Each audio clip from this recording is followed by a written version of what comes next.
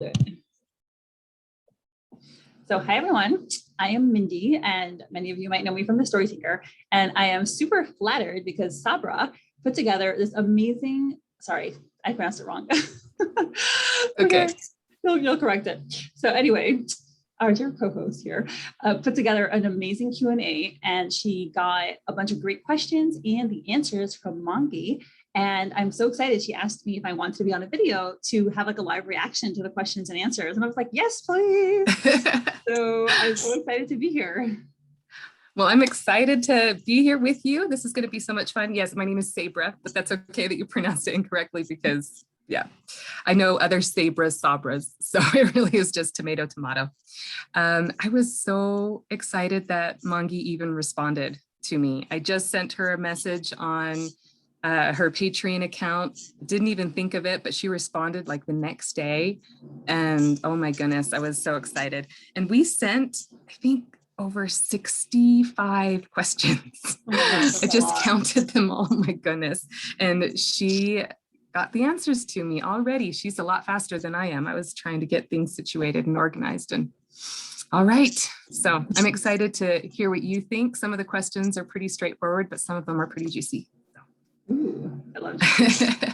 Oh, and by the way, Right. for those of you who like, I probably should have said this earlier. So the podcast, The Story Tinker, we do like episode by episode and analysis of Let's Play, and Sabra will be on the next episode, the next Fast Pass episode. So we'll see more stuff together. Oh, I'm excited to talk about what we did. Oh, so excited. Okay. All right. So question number 1 is ironically enough from somebody named Samara. Okay, that is so funny. She fell in love with Let's Play. I know, me neither. She fell in love with Let's Play before she learned Sam's full name. So when she found out it was Samara, it was so fun. All right, her question. I would love to know about her process of developing the webcomic and the story. So this is Mongie. I have an outline of key events. I have an outline of key events and moments I would like to include in the story. I've had to adjust and move things around over the years, but I do have a summary of the overall story. Then I usually plan about 4 episodes ahead of that episode I'm working on, and that ties into the summary. I used to write scripts for the comic, but stopped around episode 12 because I felt like I was just adding more work for myself, when ultimately I would make changes when I was at that point of drawing things out. So 80% of it is residing in my head, while 20% of it of the overall story is just sitting in an outline. Huh. So if that makes sense. That makes sense to me. What do you think?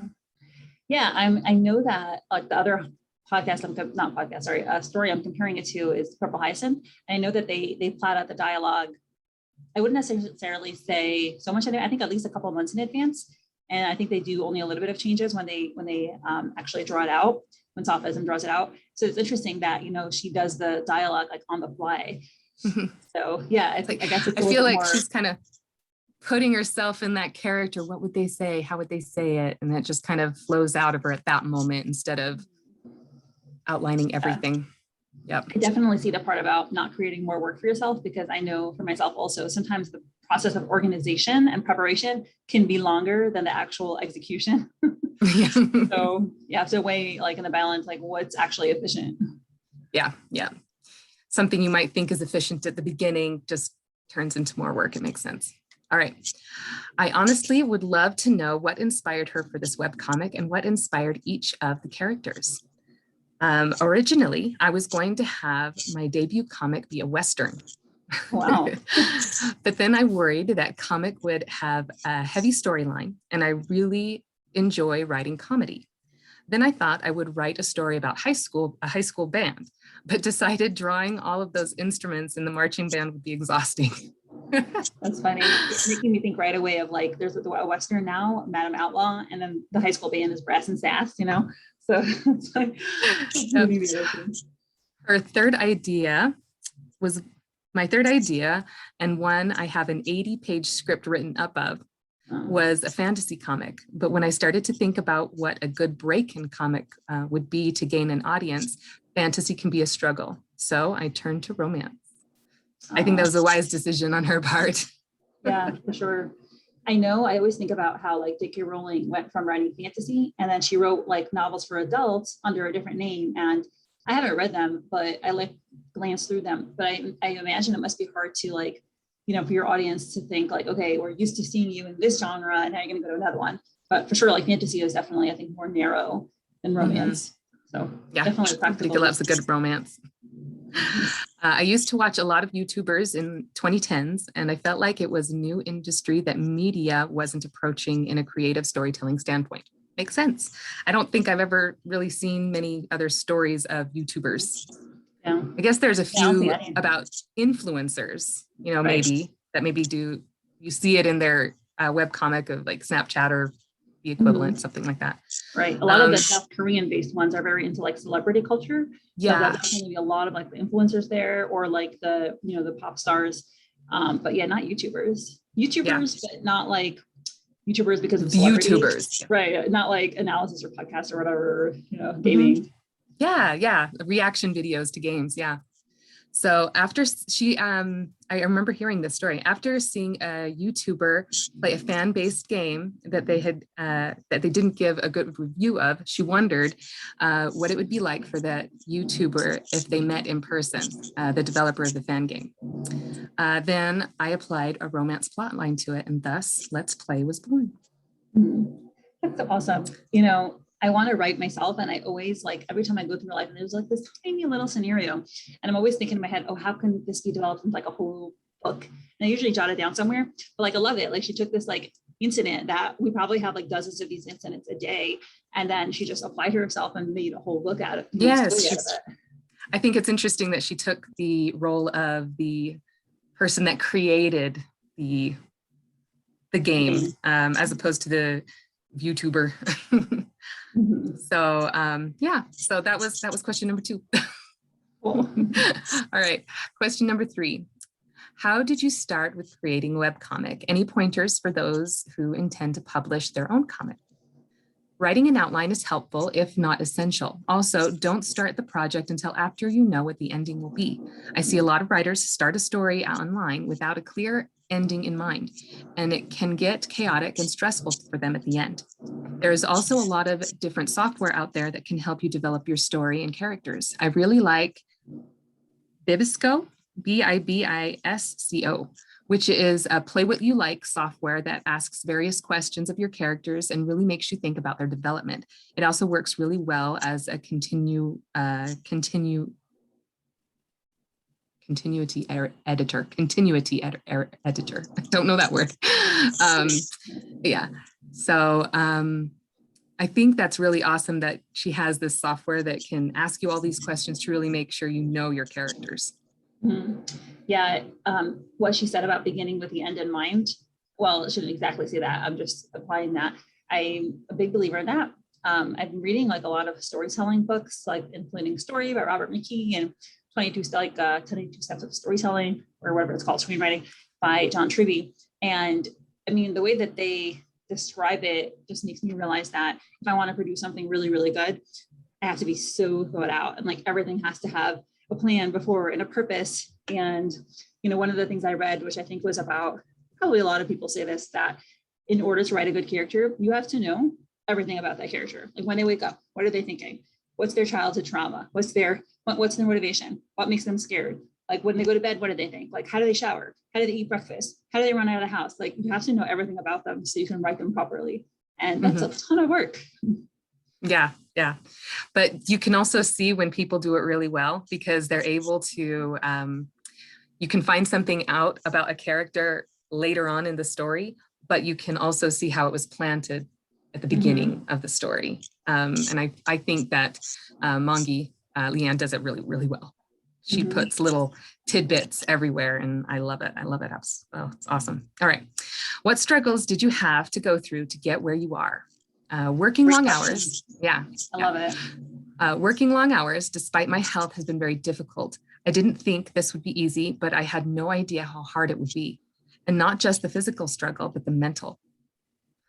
When I first started Let's Play, I used to read all the comics and feedback of my comic.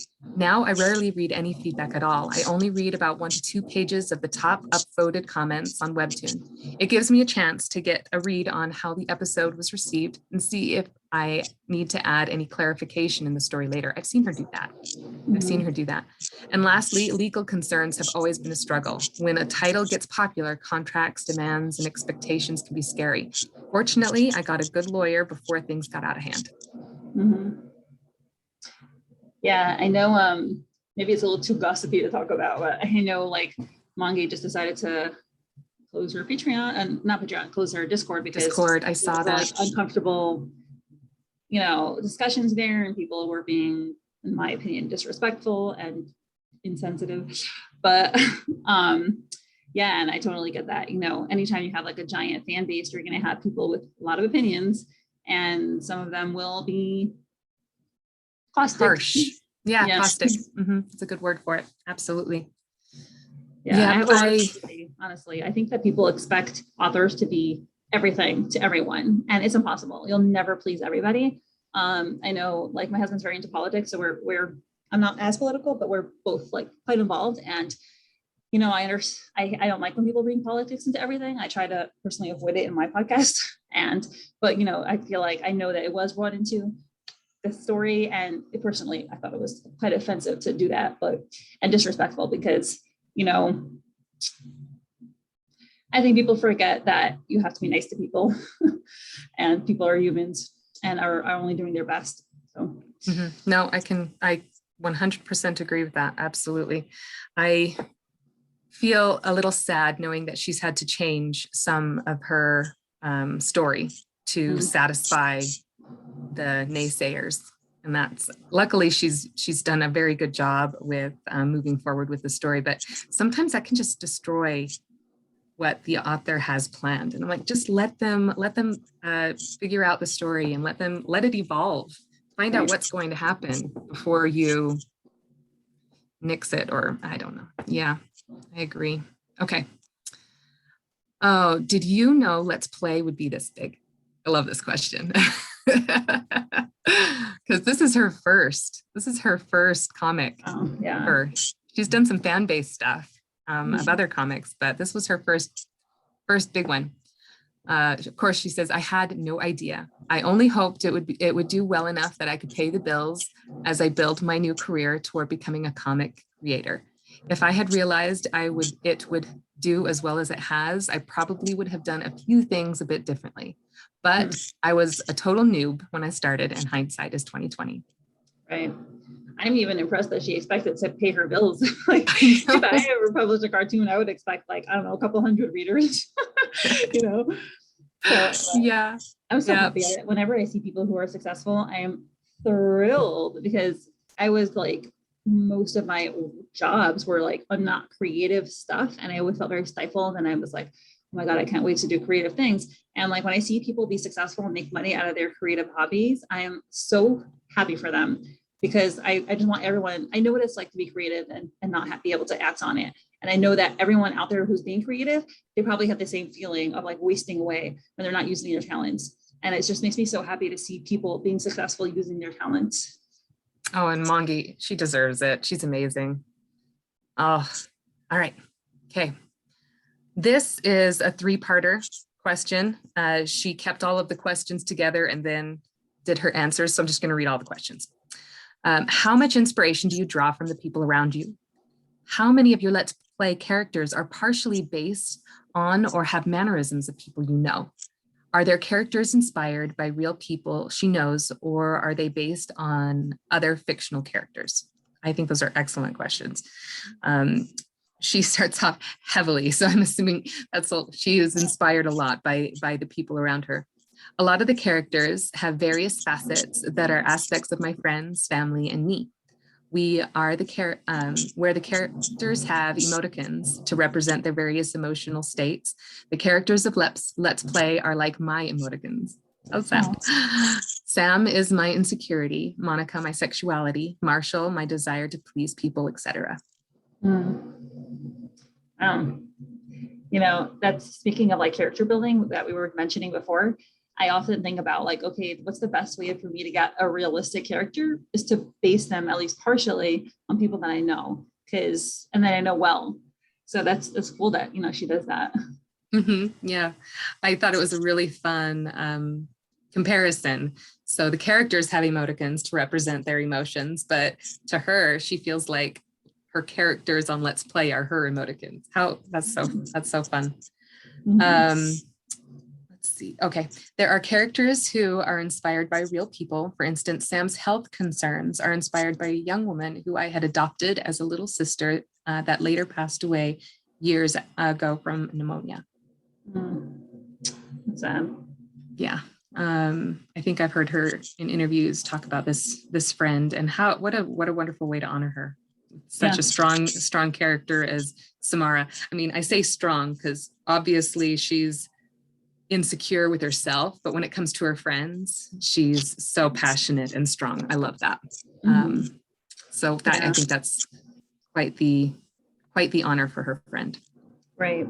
I often think about what's the best way to memorialize people is to put them in a story that will be read forever, Absolutely. What do you do when you run out of motivation? Are all these questions from like the same person, or they're different people I know? They're all from different people. Okay. Yeah, these are all different people. When we post the whole thing, I'll have the names next to them. Okay, cool. This one, it didn't have the names with them, so I have to go back and so we'll make sure we give credit to the people who ask these awesome questions. Let's see. So what do you do when you run out of motivation? I do the work anyway. I have a contract to fulfill and I can't have a bad week. There have been times when I would stare at my tablet and I wanted to be anywhere but there, but I grit my teeth and drew anyway. If we always had motivation, then we would have no need for discipline. Yeah. I love that. Pretty epic.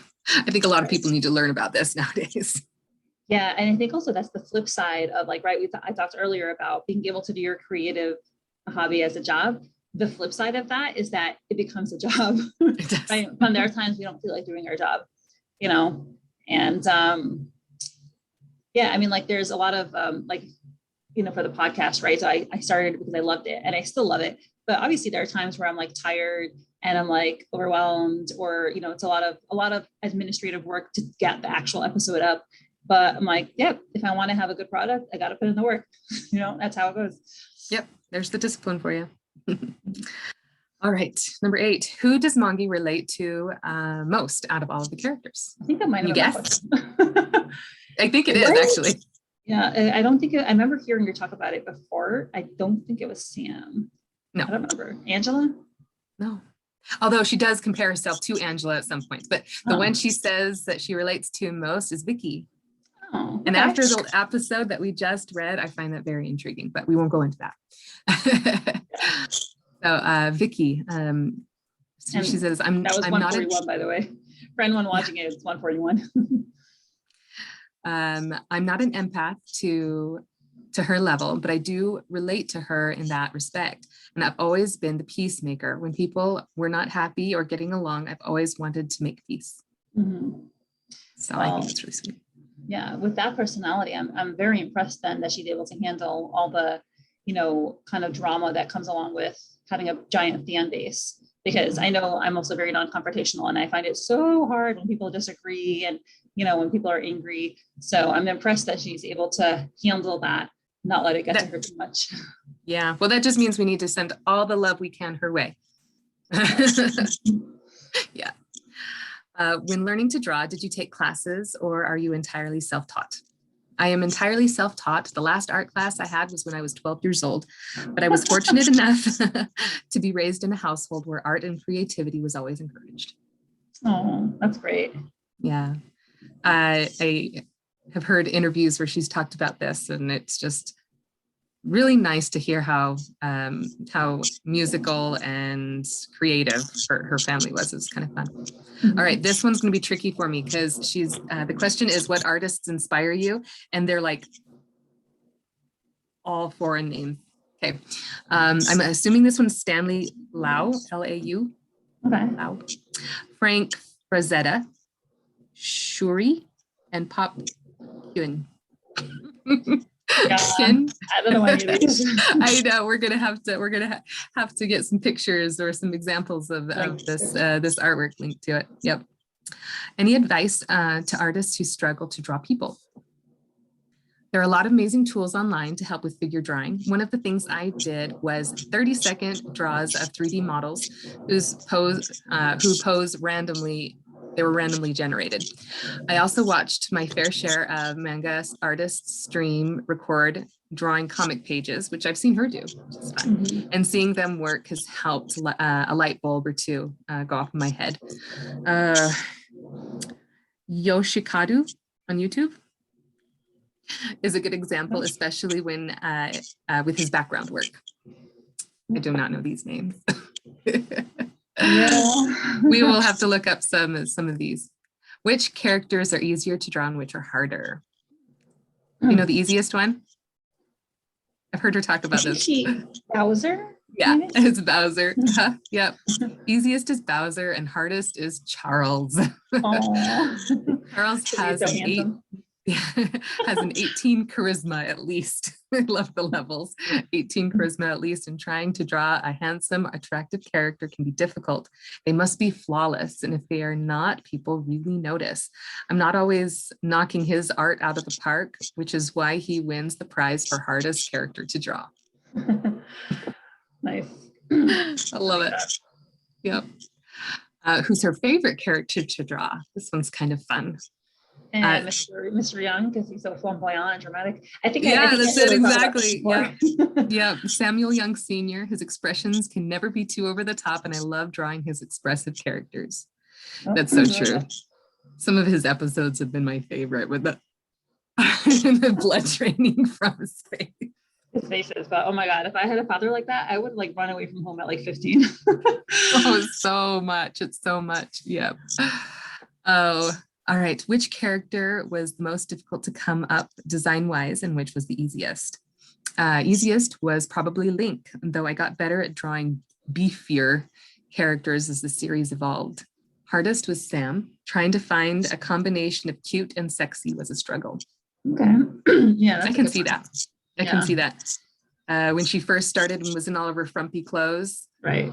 She was like, why is this the main character? But then she tried on her mother's like a green dress at work, and we're like, that's why. That's what she's hiding under there. Cutie. All right. What other ideas did she have for characters' looks? I have been really wanting to know. Marshall almost had blue eyes like Charles, and Sam's brown hair. Can't imagine Marshall with blue eyes. Yeah. I mean, to me, he has like a very everyday look.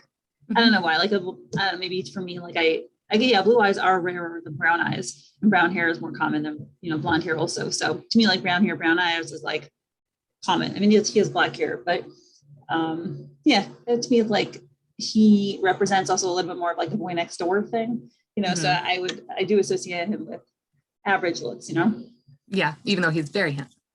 Yeah. I'm strongly preferential to blondes myself, so that's my bias. I'm married to a blonde-haired, blue-eyed man myself, so. Yep. Same here. Oh, and I have brown hair and brown eyes. I have 4 children. What do they have? Blonde hair and blue eyes. Blonde hair, okay. All of them. Yeah, your hair is more ginger to me, by the way, which I hope you take it as a compliment, because I do. My dad was a redhead, so okay. if I can have a little red coming through, I'm okay with that. Yeah, looks right to me. I do take that as a compliment, actually. I'm okay with being a ginger. All right, let's see. Oh, I almost gave him green eyes. This is still Marshall. I almost gave him green eyes, but I felt that was too on the nose for his personality. Huh. Nope, I missed this. Sorry, I missed this. Sorry, that was Charles. Okay, yeah. Okay. Yeah, Charles was always going to be platinum blonde as a stark contrast to Marshall, and that makes sense. So he almost had green eyes. Okay, so how does green eyes reflect a personality? I'm not quite sure how. Green, I almost associate green eyes with not the coldness, but I'm not exactly sure what she's implying with on the nose.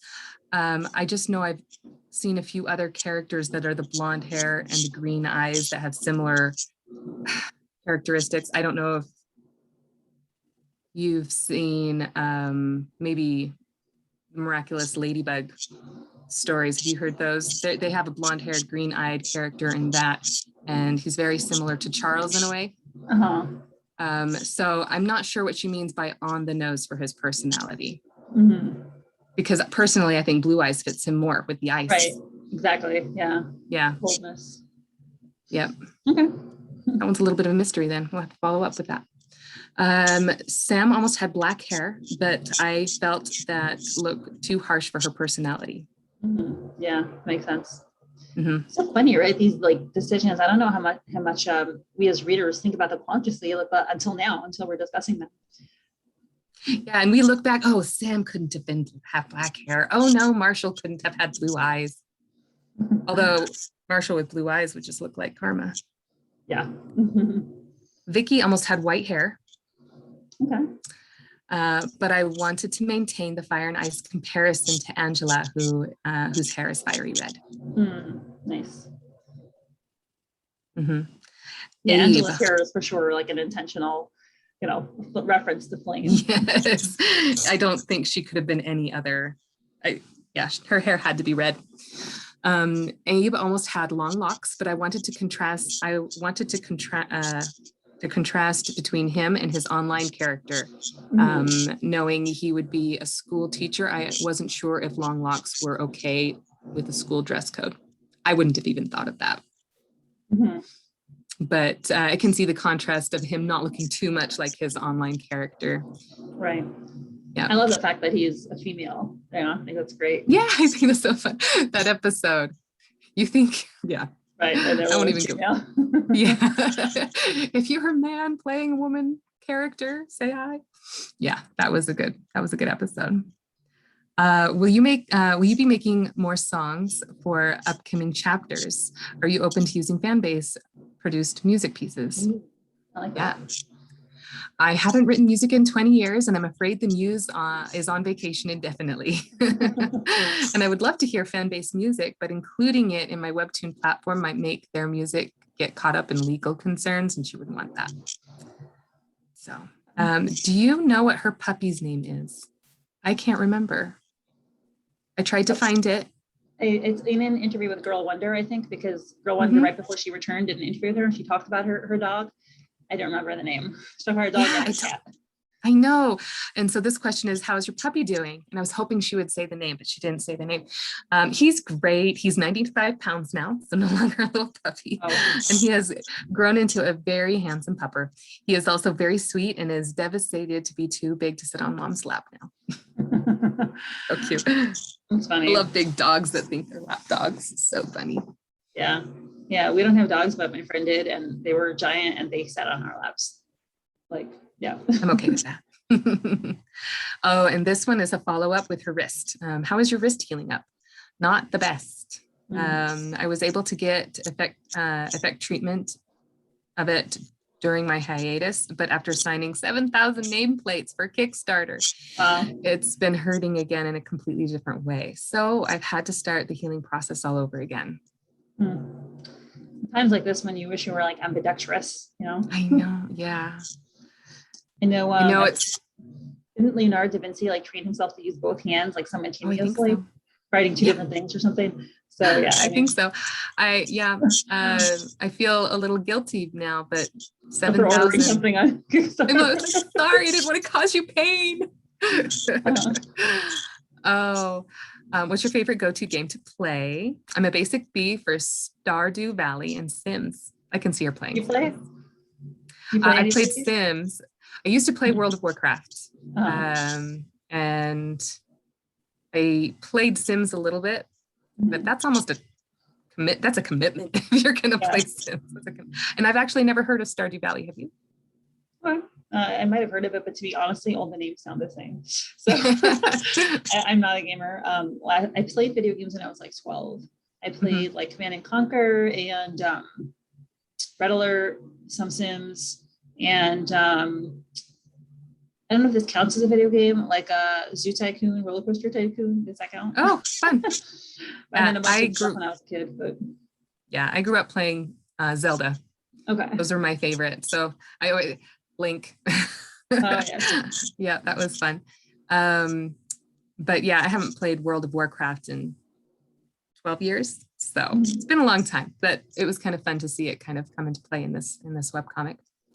What is one of your favorite games that has been referenced in the webcomic so far? Darkest Dungeon. Okay. So I need to remember that. shout out to those who have played Darkest Dungeon. I have not, but I want to find out what it is now.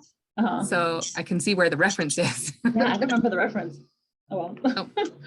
Like I said, they do sound the same to me. So there's going to be some people out there who know what it is. So what do you like to do during the off season? Garden, work on my aquarium, read books, and tabletop game with my friends. That sounds fun. Nice. Yep. Yeah, I have a garden that I currently wish I didn't have. I'm not picking up my hands now because my hands are filled with a freaking giant rash because I pulled out like pokeberry and Virginia creeper from my garden and I didn't realize that they were poisonous and I have this massive rash and I can't sleep at night because of it. Anyway, that's my TMI for the day. Wow, that's brutal. Oh, all right. Let's see. What do you like to read? Not webtoons. Nonfiction books about spirituality. Have I said how I relate to Vicky? Oh, yeah. Okay, that makes sense. I see that. I kind of want to follow up and find out what kind of recommendations she has. Maybe like a little book club of Mongie favorites. What movies and TV shows do you like? British murder mysteries. Yeah, I think these questions are also mine, I think. You're like, these are familiar. Yeah, they're probably yours because I remember you had some really good ones.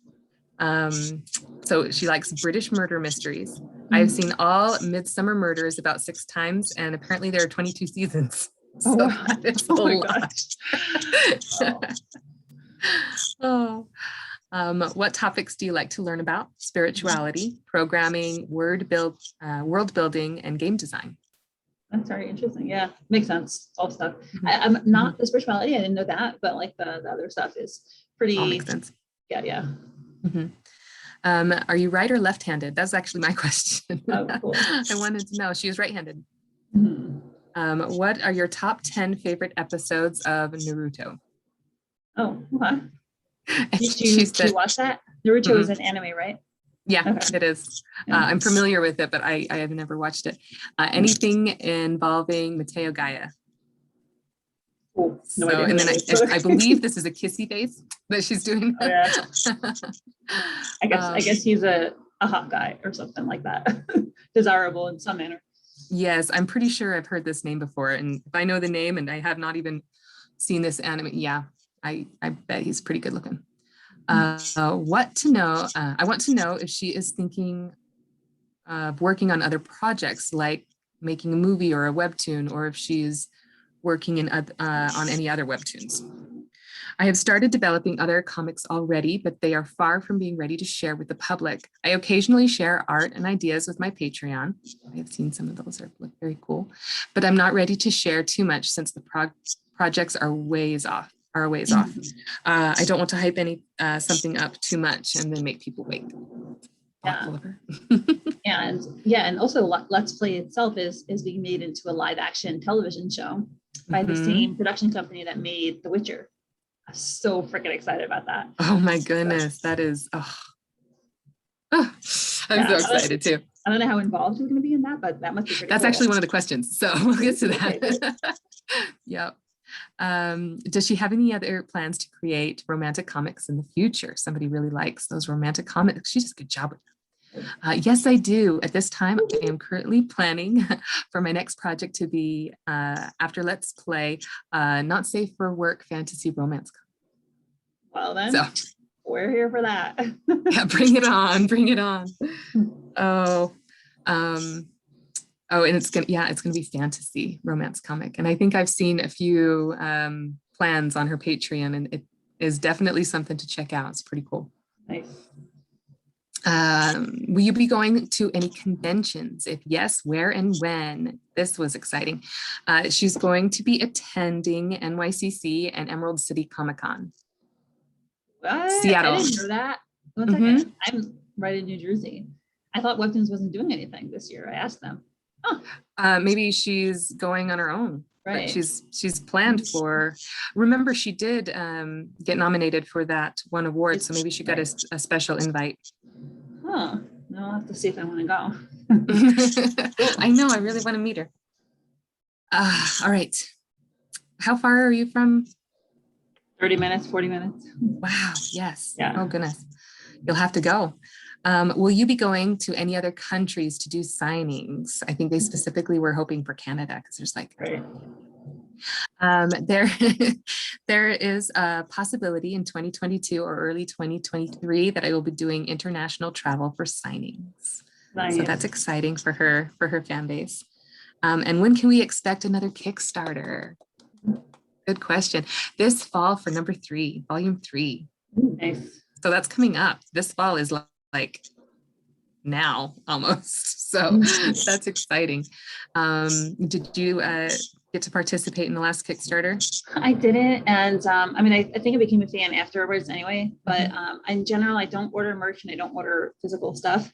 Mainly because money and budget, but also I am at the point in my life where I want to get rid of everything in my house. Minimalization. Into my house.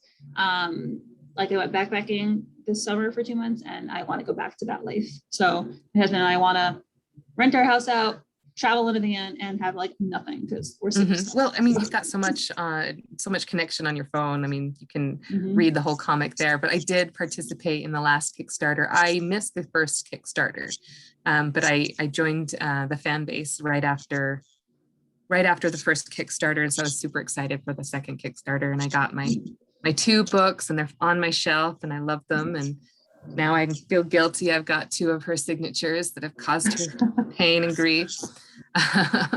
But she has so many fun little things that came with the package. So I read every single tier. I was like, whoa, and there's this, and there's that, and there's this. But yeah, I'm not a merch person. I don't like that kind of stuff. But I enjoyed seeing it. Yeah. Well, if she did an excellent job at what they did. It was so fun. All right.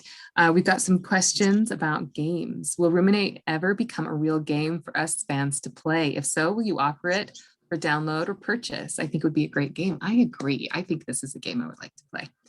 Her answer, I am hoping that Ruminate will one day be made into a real game, but given the pandemic and other concerns, these plans in finding a game studio to develop it have been put on hold. Well, I'm happy that she, gave it serious thought. I feel like if she was serious about it, she'll get serious about it again, At some point. That would be cool. Yeah. Are you planning on doing that Sims game with the Let's Play characters? So apparently she was going to make a Sims world of Let's Play and create all of the characters. So this is really funny. She's probably not. Every time, she's laughing, every time I play Sims with LP characters, Charles ends up getting Sam pregnant behind the scenes when I control other characters. Oh my God. Mods keep turning him into a naughty boy. But I guess that's what that's to be expected when a character has max charisma. So that's so funny. Good. So you basically design your character and they do stuff behind the scenes, like without you even controlling them? Yeah, basically what Sims is you can create a character's personality along with how they look. And each one is like a gradient of different aspects. And so I guess she would make Charles completely charisma, and that makes sense. But behind the scenes, things just continue to happen while you're not there. That interesting. Sam would always end up pregnant. That's so funny. Super funny. Is there a chance Let's Play getting an anime adaptation? This would be amazing. If so, what genre rating would you put it under? She says, I hope so. It would be under the romance genre and comedy. Nice. It's definitely a rom-com. Yeah. For those who don't know, Webtoons commissioned a studio to make shorts out of 10 shorts. They're a couple of minutes each. And they're so much fun to watch. They're like the first couple episodes or whatever. And I haven't even finished all of them. Thanks for reminding me. Maybe I'll finish it tonight. but they're so much fun. Yeah. So you got a taste of that. What they're full cute. would be like. Yeah, it's I remember her talking about them. Now, it's not, if you watch it, it's not exactly in line with the story, but it was definitely a good introduction to the story and to get to kind of reel people in. But yeah, it was funny. I watched that a couple times actually. Yeah. All right, let's see where are we at. Oh, what can you tell us about how the live action is going? Do you know where it will be available to watch?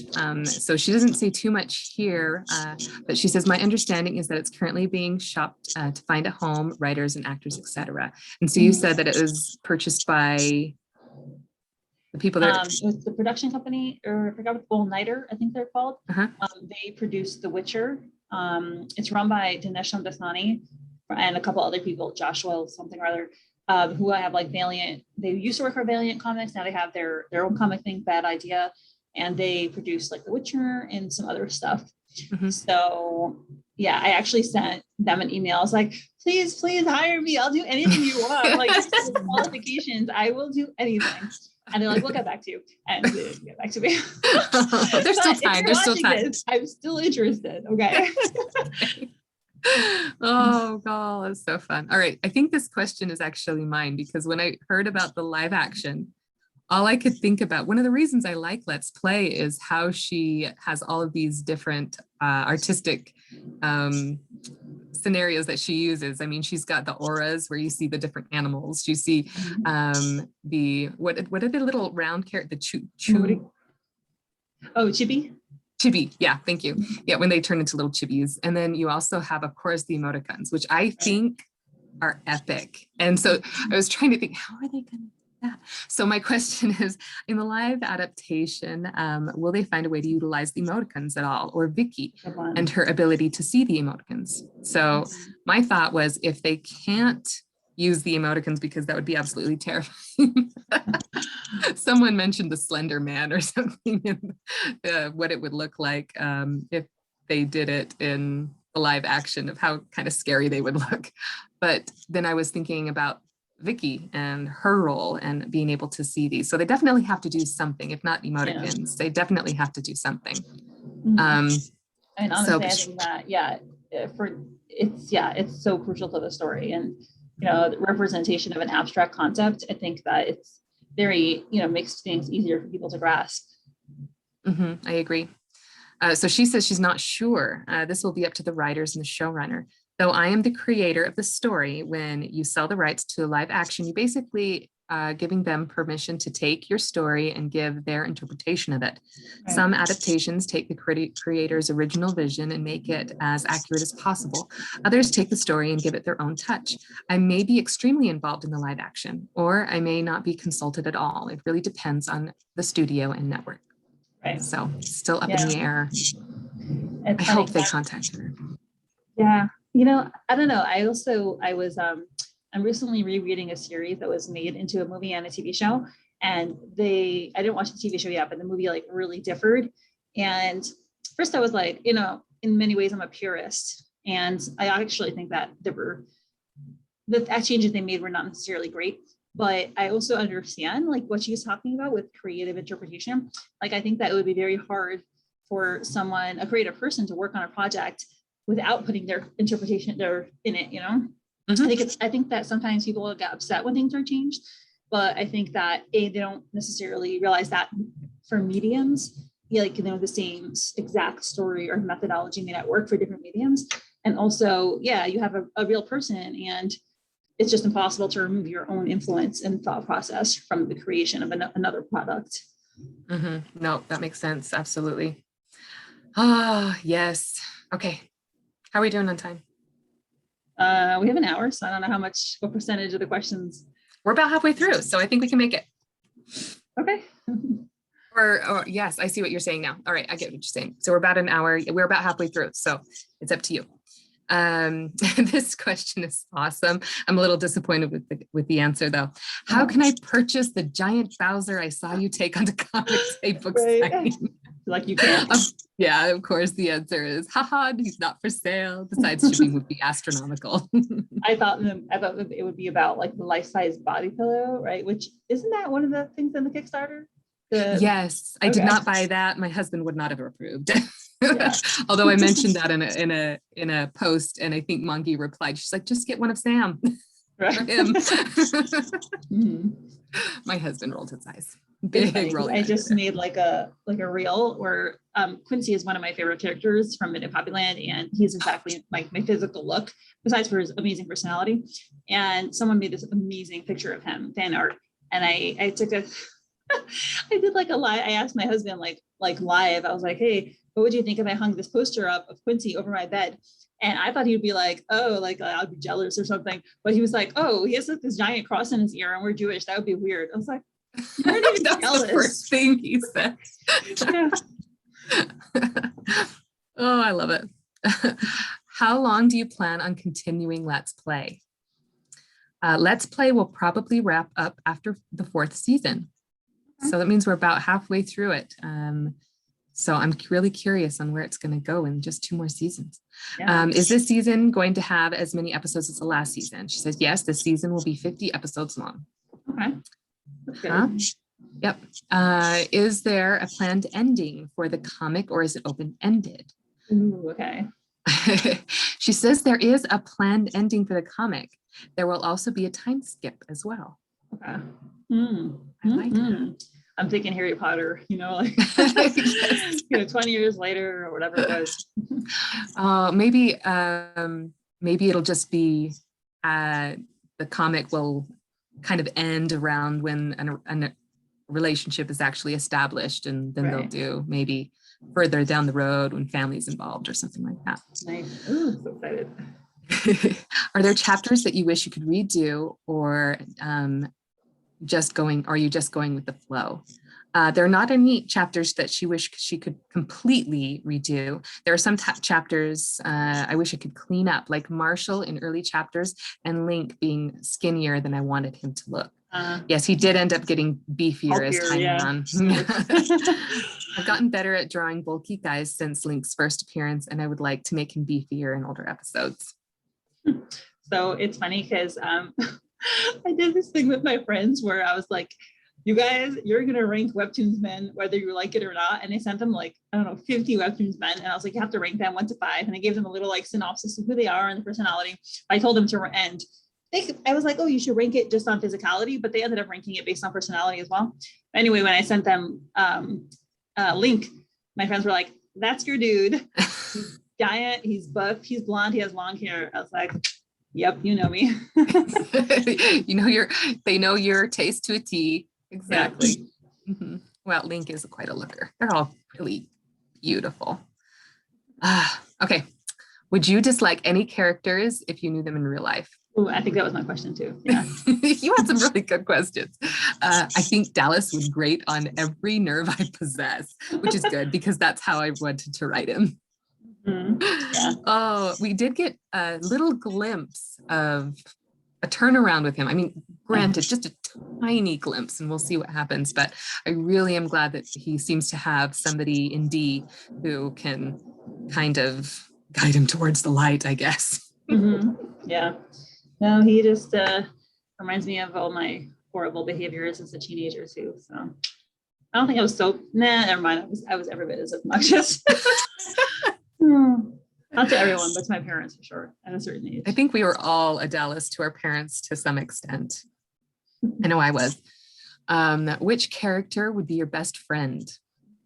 Best friend, hard to say. I'm not really a best friend sort of person. I've always had small groups of close friends in my life. So I would like the Angela, and yeah, exactly.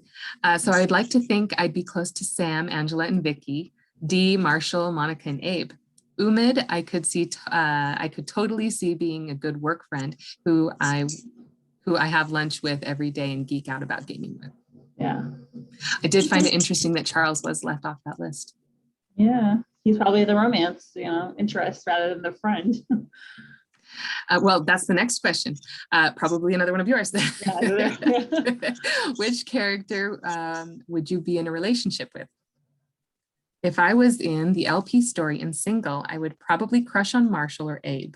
I'm a big fan of someone who can make me laugh like Marshall, or someone who can show a lot of wisdom, maturity, and consideration like Abe. Yeah. I feel like we're going to see a lot more from Abe. Okay.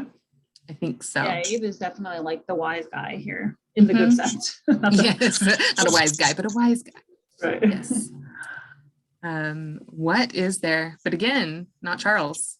Yeah, interesting. Okay. I thought that being a writer, she would devote like a lot of romantic attention to someone she would be interested in, just because like if you're spending so much time with a character and you're making them desirable, I would think that it would be someone you're interested in. But yeah, so that's interesting that it's not. Yep. What is their favorite food? Sam's is coffee or chocolate covered coffee beans. She's got to love her coffee. She's got You just reminded me, I have coffee ice cream and chocolate ice cream downstairs, and I will have some afterwards. It's delicious. All right. Marshall, emotionally mokey because it's something special he shared with his mom and sister during the holiday. I actually do really like that. Otherwise, it's probably Hawaiian pizza on thin crust. Nice. Charles is cheesecake. Okay. Yeah. I can see that. I didn't think it would be fast food, that's for sure. So yeah, something a little more refined. Yeah. Although cheesecake is basically a block of cream cheese with sugar, but yeah. It's true. It's still delicious. All right. Link, trail mix with M&Ms. I don't know why that makes me laugh. Angela, a big, greasy, disgusting burger with fat cut fries. Vicky is like a salad or something. Organic peanut butter. Oh, yes. Well, that was just mentioned. So Monica is chocolate covered strawberries. Oh, totally on board with that. D is classic cookies. Molasses cookies? No, not molasses. It's KOLACZKI. Okay. I'm gonna have to look that one up. Yeah, Umid, yeah, Umid is cornbread. Dallas, anything that's free. What kind of bread? Cornbread. Cornbread. Okay. I love cornbread. Grew up on cornbread. Yeah. Dallas, anything that's free. The first time I tasted cornbread was when I moved to the South, to Memphis. So we went to a couple of meals to people's houses. They legit all had the same food. They had string beans, they had cornbread, it was like, maybe it wasn't Thanksgiving, it was around that. They had like turkey and cranberry. I was like, wow, y'all Southerners really do all cook alike. Very cliche. Yeah, you all like the same thing. Last one is Abe, vegetarian fettuccine Alfredo. Yum. I think it sounds delicious. This is another fun question. What is the perfect date for Sam, Vicky, Angela, Link, Marshall, Charles? Ooh, that's a cool one. Sam ordering in and staying at home gaming. Yeah. We see that. We definitely see that. Charles going to see a theatrical performance or live music, walking in the park, having drinks on a patio of a restaurant, of a Boji restaurant. Is that Boji? Boji restaurant? Boji? Is that like a style of food? I don't know. Maybe it's something from Marshall curling up on the bed and watching a feel-good movie. Oh, yeah. He's got to get his cuddles in. Yeah, I could see that. Link going on a hike or a nature walk and picnic. Not surprised. And Angela, anything that includes activity and not being idle. Right. Definitely see that. Oh, here's one more. Vicky. As long as she is emotionally bonded with her date, she's up for anything, though she probably would prefer it to be more private and away from crowds. Yeah. Yep. These are also spot on, but then again, they're her characters. So right. This one is how tall are the characters? And she actually posts a link, and I know where it's going to take you. It's she did a picture of all of the characters side by side. So you could kind of see the height comparisons. And of course, all of the men are all tall, and Sam is like 5'4" or something like that, nice and short. So we'll have to post this and they can click on that and see that image. This one's a cute one. What does each character like more? White, milk, or dark chocolate? Okay. Sam, Charles, Link, and Vicky all like dark chocolate. And Marshall likes milk chocolate, and Angela is white. Okay. Could you have called it? Yeah, not the dark chocolate, not necessarily everybody, but yeah. Marshall definitely milk chocolate. Yeah. I could see that.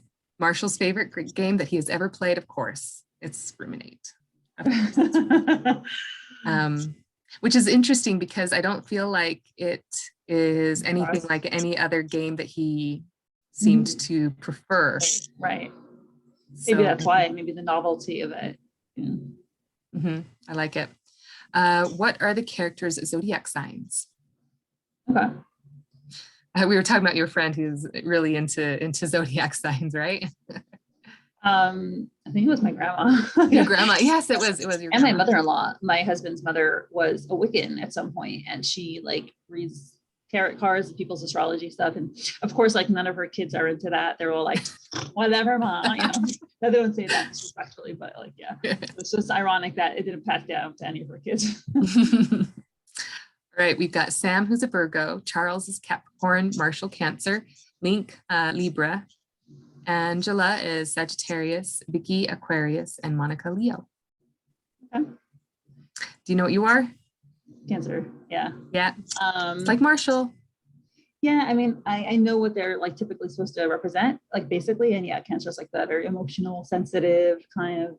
That much I know. And like Leo is supposed to be a little bit more aggressive, right? Well, that's Monica, so that would make sense. Yes. I don't know too much about it, actually. I just know I'm a Taurus. Yeah, so I don't have a character to represent me. Yeah, maybe a little. I don't think there's any correlation with in real life personality, but maybe I'm too, you know, after I did psychology and like I learned that you have to have like a study for everything, if not like 25, you know, to like 50 studies, I'm a little more skeptical. You know, I understand. Sorry. It's okay. Are there a certain number of modicons, as if only 12, or are they infinite? And she says they're infinite, which I think makes perfect sense. Yeah. That's a scene where we see what Vicky sees when she shakes hands with Charles, all of those emotions being bound. That was a pretty amazing scene, I think. I think the main point of it, even though we couldn't see their faces, I think the main point was he doesn't have just a few emotions bound. Yeah. He's completely shut off with his emotions. Yep. Not good, not good. All right. Yeah, we'll talk about it more on the podcast tomorrow because it came up in this episode. So true. Is Bowser based on a real pup? And can we see pictures of said pup? We didn't get a picture, but Bowser is based on a cat and a pup. Bowser is a mix of my tuxedo cat Butler and my late dog Baron. Okay, so now we have the names. Oh, not the puppy name, but yeah. Okay. Yeah. Because the Baron was a dog that has passed away. Right. That's not her current dog. And her cat Butler. So I think more the look of the cat, and I think it was the personality of the dog. Yeah. So nice. So cute. Nice way to put them in there forever. Yeah. Will we see more of Monica, because I love her so much and I want to know if she's coming back at some point. Yes, we will see more of her. Yay. Excited because she hasn't made an appearance at all yet. Not at all. Yeah, I think she's a great character. Oh, she's awesome. Can we see a day in the life of a VTuber from Monica's point of view? Okay, that's cool. Just one word, but it's possibly with an exclamation point. Maybe they gave her an idea. That'd be awesome. What is Sam's eyeglasses prescription? That is a really good question. Because how blind is she without them? Like in that episode where she didn't have them, like, you know, I think it's still fast, but yeah. Like, what could she see? I don't think she could see anything really. Whatever corrects her vision. So she is no longer considered legally blind. So I don't think she has an exact prescription in mind. But apparently legally blind would be, I think, like 8 and above or something. But yeah, that's a lot because I have like a 4.25, and if I'm not wearing my lenses, I cannot really decipher people's expressions. So that one episode you really related to. Yeah, I mean, I am never without my correction unless I'm sleeping. So did you research Welsh surnames to pick out Jones? I Googled what is the most common Welsh surname, and Jones was number one. Oh, I see. Okay. Funny story. So I'm a Jones, right? Before I got married, I was a Smith. A what? A Smith. Smith. Okay. So I went from Smith to Jones. It's hilarious. Oh, how do you come up with silly phrases such as Welsh titties? Calm your tits plus Welsh equals Welsh titties. Right. Also, my social feed at the time was full of various artists talking about thick tits on guys. So I guess that I subconsciously carried it over to my comic. Okay. This is an interesting question.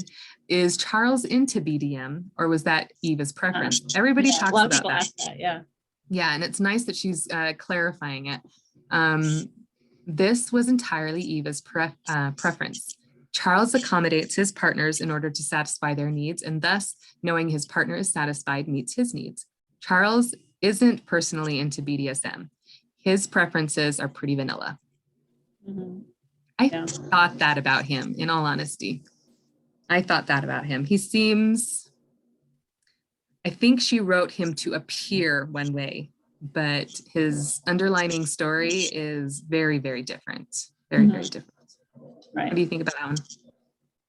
Yeah, I mean, I think that the person who he was before he had that giant betrayal was probably a sweetheart, and, you know, probably, I don't know, I guess I'm having difficulty believing that a really emotionally healthy person would be so locked up the way he is now. So, or if it's still pretty recent, but I don't know. I mean, I guess my assumption is that at some point, like if he was a really emotionally intuitive person, he would have healed more, but maybe I'm just expecting too much. Maybe it's just something I don't know. No, I think that's a very good question, because he is very observant. He is very observant, and he's very sensitive to how other people are feeling. I mean, in the very, very beginning, example, when she's in the elevator and she's being overly crowded, and he puts his arm out to kind of give her space, or when she's panicking about the shot in her hand, he's very observant. And I kind of don't understand why he can't apply that same consideration to himself. Yeah. I mean, obviously he's not at a healthy stage, but he himself is not in a healthy state, but he also seems to be pulling out what Samara needs at the same time. Right. I think they balance each other. Yeah. Yeah, it's a bit of a puzzle. How he can be so intuitive with other people, but not himself. There's some, yeah, we'll keep going. Are we going to see more of Charles's ex-wife? Yeah, love to see that. Yeah, yes, we are, but only in memory and thoughts. I'm kind of glad about that. Yeah, we don't need her drama around. No, we don't need her showing up at the front door, and yeah, we don't need that. But that we're going to see more of her in memory, I think that'll be very interesting. This one, are we going to see more flashbacks of Charles's life? I think this is a pretty interesting question, but I really like her answer. Yes and no. We don't see Charles's flashbacks very often because he's avoiding them. He's avoiding them too. What we see in the comic is what characters allow themselves to think and process. If Charles doesn't want to see his past, then we as readers don't see it either. Yeah. I think that's very interesting. Yep. I think, for example, when we see the flashback of him finding out about his wife's infidelity, I always find it interesting where it ends. Not that I was expecting to see the door open, but after reading this, I find it very significant that it does end there, because he doesn't want to think about it. He doesn't think about his grieving process either. We don't know how he reacted. Was he angry? Was he devastated? Did he just completely shut down then? Yeah. We don't know. Me personally, I kind of think he was maybe a little bit like Mr. Young. Okay. And what I mean by that is we see him panicking if there's even a glimpse of her being in trouble or devastated. But I think Charles was as devoted to his wife. Mhm. Maybe, I mean, obviously this is just speculation. And so I think if Mrs. Young had done what Charles's wife had done, I think the break would have been similar. Does that Mhm. make sense? Right. So pretty. Might have been, he maybe, well, I get the sense he was maybe a bit naive before, and maybe that's what renders him so cynical now, because he was shocked. You know, if somebody maybe had been a bit less gullible, I guess, about life, they could have not seen it coming. And said, well, maybe there were signs and he even missed them because he was so in love or so enamored or, you know, blind to something. Yeah, we don't know if he That's why blames maybe himself. Yeah, we don't know if he blames himself for it. Right. We don't know. Maybe that's why he like did such a 180 and became so bitter. You know? The cantankerous old goat. We're actually almost done. We've got about 8 more questions. We game? Okay. Yeah. All right. Is World of Warcraft a game like Diablo that the character's level is maxed out at a point and the equipment are the only things that can be upgraded? Is it based on gameplay of World of Warcraft? World of Warquest is basically World of Warcraft plus EverQuest. Characters reach a max level. Their gear is the only thing that can be upgraded by grinding for new items and or socketing existing ones. So does that make sense to you? Yeah, I didn't even realize that it was called World of Warquest, and that was an amalgam of 2 of them. I kind of like thought it was World of Warcraft, but yeah, I don't like, I kind of tune over that part. I just don't game. So okay, now I got it. Yep. So I think that question was probably asked because of Dion episode. People are still wondering who he is, and he mentions that he reached his max level of understanding. So people are still trying to decide, is it Charles? Is it Marshall? Is it somebody new? We don't know. What is your personal favorite ship in the series? Not what's endgame and why. And is this relationship based off of something like a relationship you've seen, experienced in real life, or maybe based off of other fictional characters? I love this. Yeah. And I think this answer is kind of a good timing from a certain episode we just recently saw. I love Samantha and Samuel's relationship. So it's Sam's parents. I know that Samuel is a wreck and potentially toxic to those around him. Thank you. He mentions that, yes. But yeah, I think that's important. But he genuinely means well and loves his wife and family fiercely. The relationship reminds me of the science in 𝗟𝗲𝗄, where the landlord and landlady, who seem to have a chaotic relationship, state that they were Paris and Helen of Troy in the past life. And I can see Samantha and Samuel being so much in love with each other that they reincarnate life after life to find each other again. Like, so cute. Silly, I know, but Let's Play is a fictional story. I never intended, I think I like this, I never intended for Sam's family life to seem as ideal. In fact, intended the exact opposite. Sam's growth isn't the only important factor for Let's Play. A lot of characters are working towards leveling up too. Yes, I love that. That's my favorite part about Let's Play. I always say that every single character has their problem that they have to fix. They all have their trauma, and even Vicky, we were thinking maybe Vicky doesn't have it, but now we know Vicky has her own issues that she has to work through. Episode 141. But I think that's so important as we see all of the characters leveling up. I love that tie-in to gaming as well.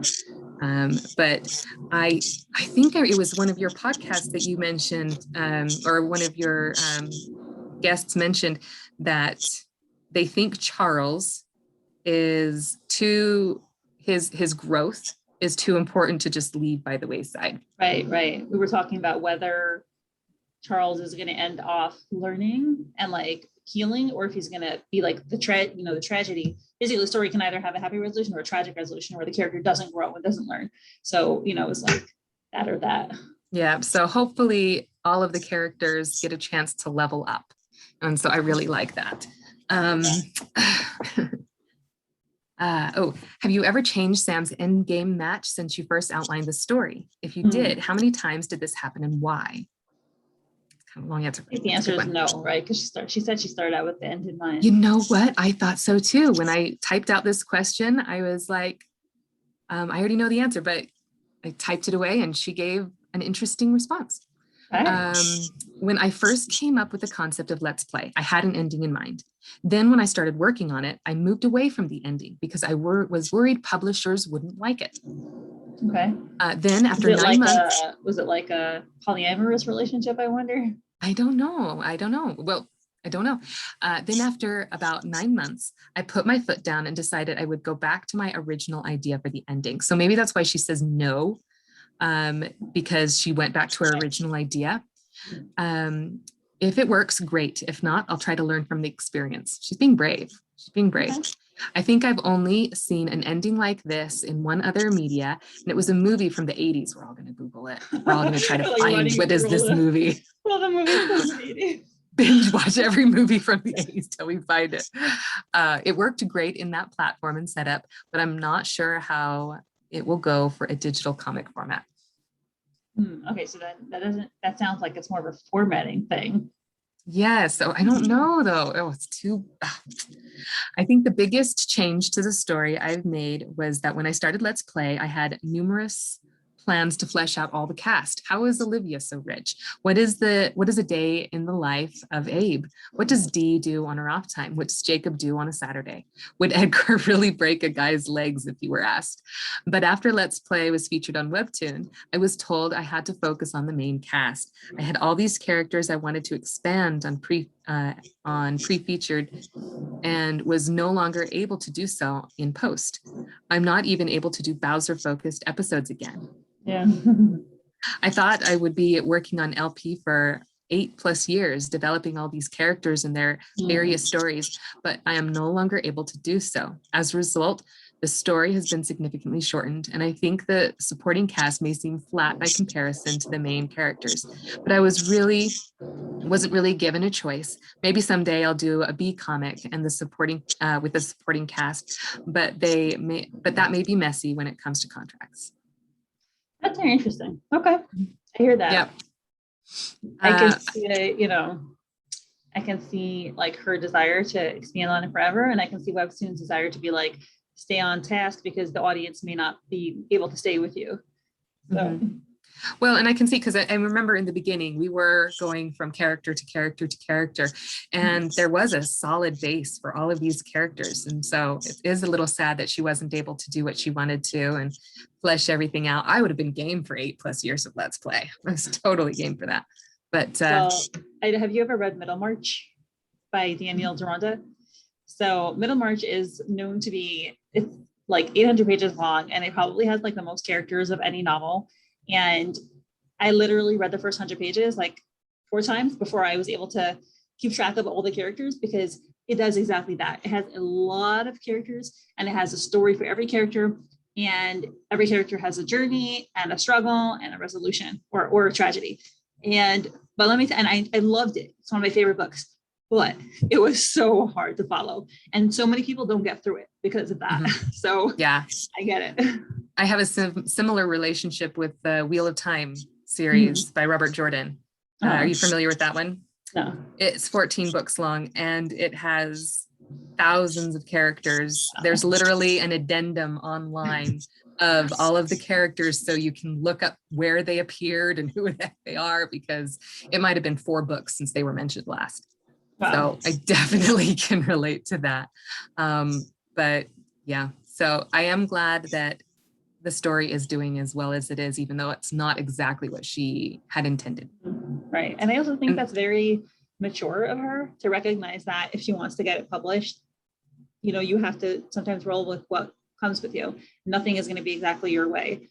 And I think especially for creative people, sometimes it's hard to give up on their baby. But I think that when you live in the real world, you do have to make compromises. And I know people are like, you should never make creative compromises. And I disagree. I think that if you're never going to make creative compromises, you'll get nothing done. Yeah, well, and if she hadn't done what was asked of her, then we might not have been able to see so much of Let's Play. So I think it was a good choice, especially since it's our first Maybe with her next one, she'll get a little bit more freedom to do what she wants and flesh out all those characters. Yeah, I know she said she was thinking that maybe, it'll be on her own platform, so that she will have different. Well, she's got the fan base. Right. People are gonna be looking it up. All right. Will you consider doing more panels of Charles and what he is thinking in the moment, like you do with Samara and her thoughts? You have kept it mostly one-sided or have done a complete episode of Charles going through everything after the fact. But I guess I would love to know if you have thought about doing a point of view of both of them in the moment. I don't usually like to have inner dialogue for multiple characters in a single episode. Makes sense. I found that can easily confuse some readers. Also, when I write a scene, it's from a specific character's perspective. If an episode is told from Sam's perspective and she doesn't know what another character is thinking in the moment, then the reader doesn't know either. Yeah. Oh, yes. We've seen that a few times.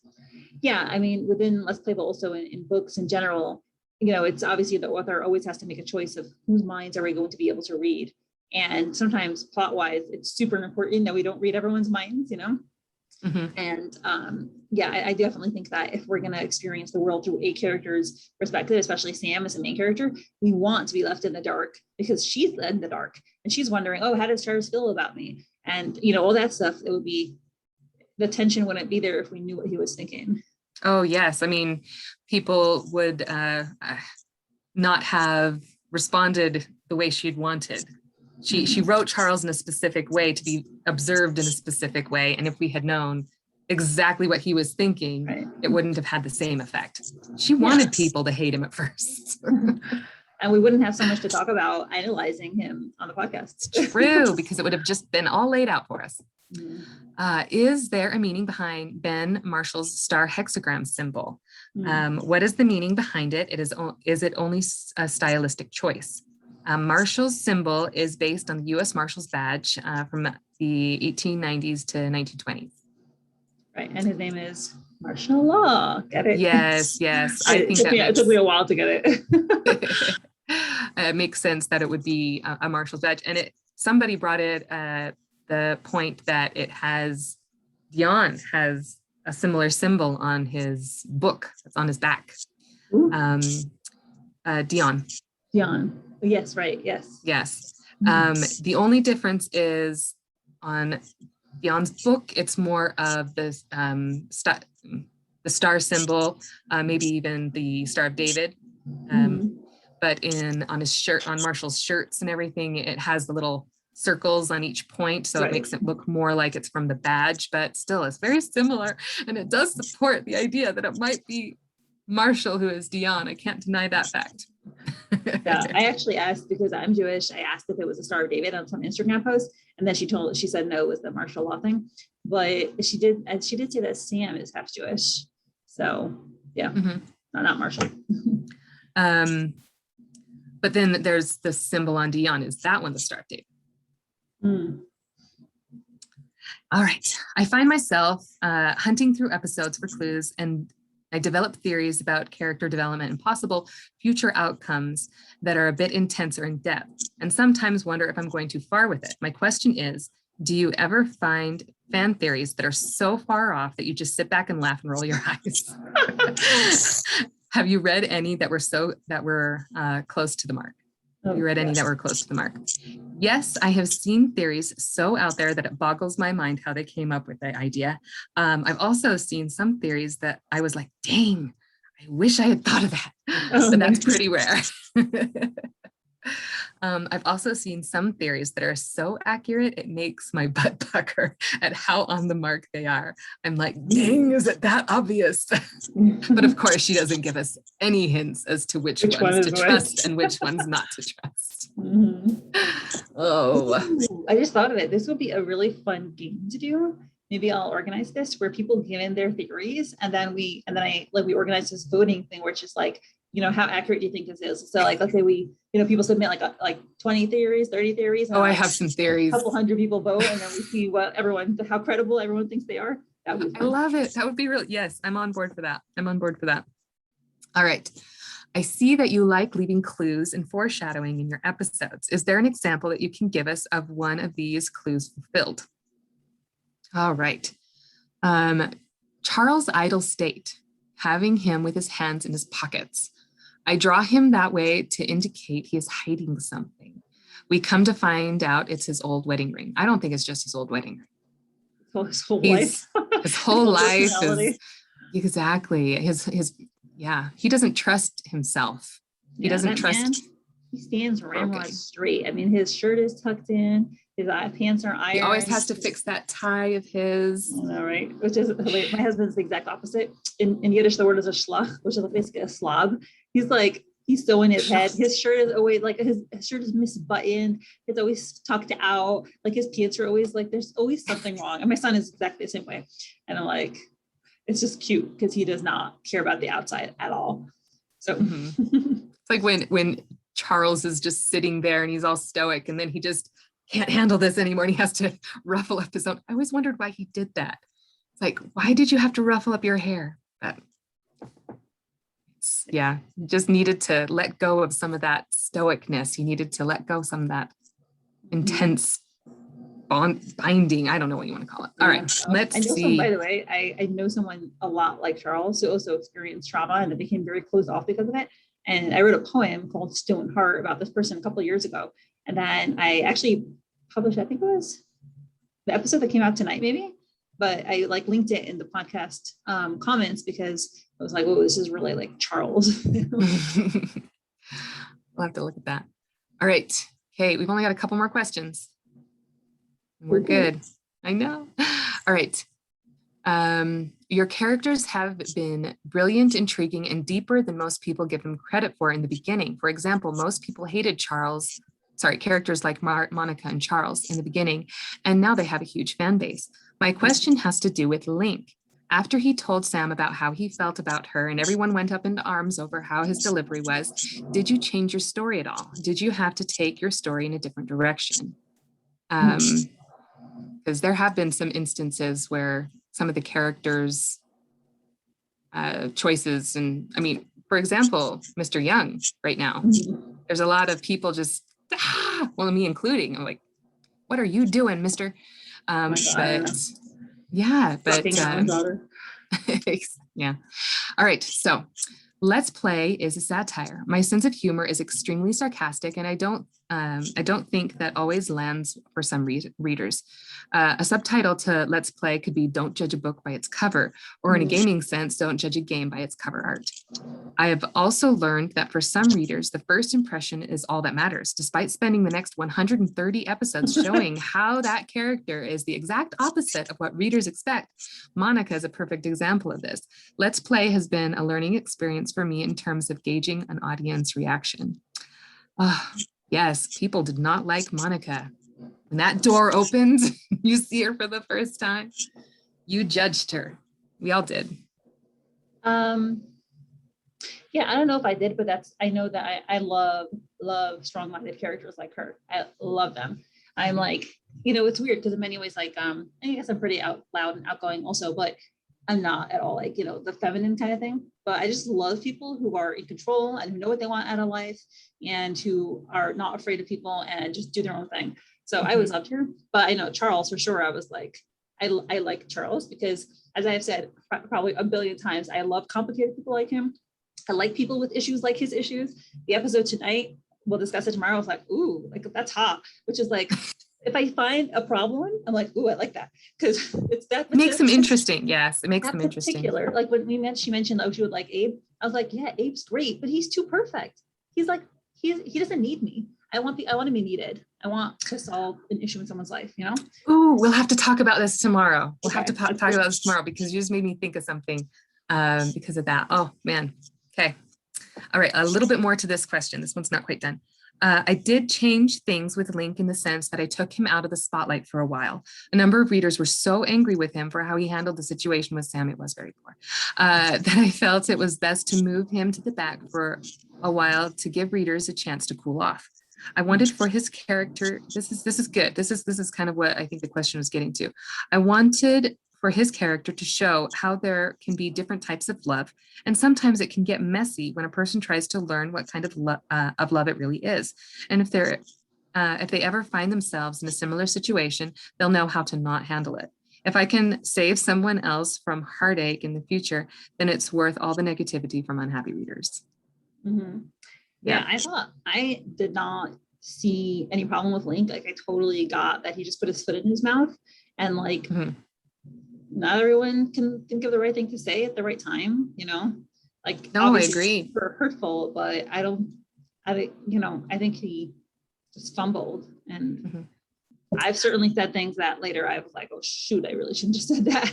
Yes, so, but happens. I think Link's character, I didn't jump on that bandwagon where it was like, down with Link. It was more of, yes, it was unfortunate, but I kind of felt like we already knew he wasn't going to be endgame. So we knew something was going to happen. And I think he found out along the way, just like we did, that he wasn't attracted and in love with Sam that way. He was on the same boat we were. He thought it was going to be all great. He thought he was in love with her. But when it came down to it, it's like, no, this is more of a sisterly relationship. And he was right to step back and let her know. Should he have said the way he said? No, could have been done better, but at least he said something. If he hadn't, then their relationship would have been irreparable. They wouldn't have been able to fix it. Right. So, all right, last question. All right, this is my question. And it has to do with a specific episode. The question is for my own curiosity, really. In episode 123, when Samara is explaining herself and confessing for reasons behind her attire, this is when she dressed in that white shirt and was cold. Like, you should know better than to. So my question was, he is silent for so long in this when she is talking. I really wanted to know what was in what's he thinking? So I was just kind of asking. She's explaining her reasoning behind her attire that day. She's facing away from Charles. I would love to know Charles's thought process during this scene, his silence, and it kills me. But when she turns around and we see him jump, and his eyes seem to dart up. Is he reacting that way because he was caught checking her out? Because he does that frequently. Or is he reacting that way because she says in the panel that she might be going back to work in her cubicle? What is he thinking as he is looking at her in silence? I was just wondering, that one, he was just sitting there, just covering his mouth even. Right. I remember that. He did that very well. That's exactly his pose. Yes, and the way he reacted afterwards, like we discussed earlier, he ruffled up his hair. He's like, you make this so difficult. So I wanted to know what was that? And she gave such a good response. The jump in the scene was Charles hearing that she may no longer be working by his side and would be returning to her previous position. It was more a panicked reaction, not necessarily him worrying he had been caught checking her out. Charles often runs his eyes over Sam and she's completely clueless, but his motivation for doing so is somewhat innocent in the sense that she is an enigma to him. Not only is she extremely honest and pure, but she's also stacked and oblivious to it. I think to some degree, he's kicking himself for not noticing sooner what the frumpy clothes she wore were covering. He loves puzzles, after all, and she's been the most difficult one for him to solve to date. He also wants to be a gentleman and knows raking his eyes over her isn't appropriate, so he limits his observations to her assets as little peeks here and there. Okay, that was great. We got the explanation. And nice to hear that whole, physical, what he thinks of our physical stuff too. Well, and I also think it's really fun to hear that he likes looking at her because she's a puzzle. Oh, right. Yeah, and he probably at this point, right, he said he likes that to be everything in control of everything. So she's new to him because he doesn't understand her. He's kicking himself for not noticing sooner what she was hiding. So I think this actually paints a pretty awesome picture of his character. When we first see him, we kind of get the impression that he's a player and that he's only in it for a physical relationship.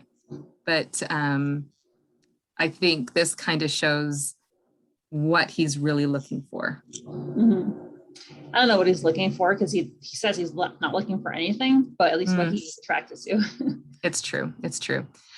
He's been breaking his rules left and right with Samara. I'm sorry. Yeah. And he's in denial. So Yes. If it had been anybody else and he had felt these kinds of feelings develop, or he noticed the feelings the other person was developing, he wouldn't have even started. He wouldn't have even started this. So he's been breaking rules left and right. So he's definitely in denial. Awesome. All right. So that is it. That was so nice. She was so wonderful to do this. She wanted to let everybody know thank you, and she's so glad to hear that you're enjoying her work. Woohoo. Yeah, I'm so appreciative that she took the time to answer these and give really, really insightful and complete answers. It took us how long to go through them? My Almost 2 goodness, hours. she went in depth, man. All right. So that was awesome. Thank you for doing this with me. I appreciate it. It's a lot of fun. Thank you for asking me. It was such a pleasure. I look forward to our next time working together at the podcast. Yeah, tomorrow. Yes. Yeah. Lots to talk about. Lots to talk about. Okay. Bye-bye. Bye-bye.